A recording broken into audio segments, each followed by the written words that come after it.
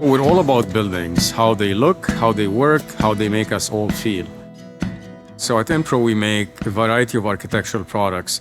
Our door and wall division, expansion joints, cubicle track and curtain, interior signage, window shades, washroom systems, elevator interiors. I know it's a lot, but our products make for a full suite of different interior architecture products going into hospitals, hotels, stadiums, airports, university dorms, you name it, and it's all around the world. The company was established in 1978. Steve Ziegler, our chairman and owner, acquired the company in 1993. When Steve bought the company, obviously the priority was to get it going here domestically, but within a few years, we found great success. We were selling huge quantities of Inpro's products in places like Egypt and Chile and places in Asia as well. So it took off surprisingly fast, and it was a great journey getting Inpro exposed to that international arena. I think the smart thing that Inpro did is they looked to see what resources are out there that can assist them. They paired really smart people at the company.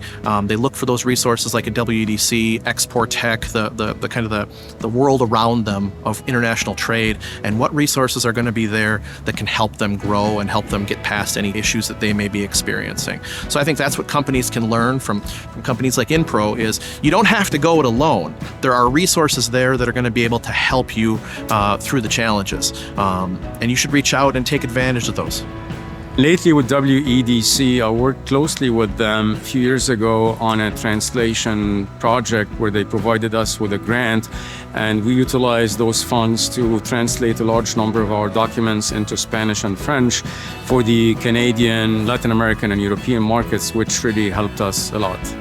You know, exporting is really a long-term goal. I've been in it for over 20 years, and it's a very important part of diversifying your business, especially if you feel that you've got a competitive edge. We've participated at the Exportech event, which was a huge help for us as a company to get our ducks in a row and fine-tune our strategy for the international business.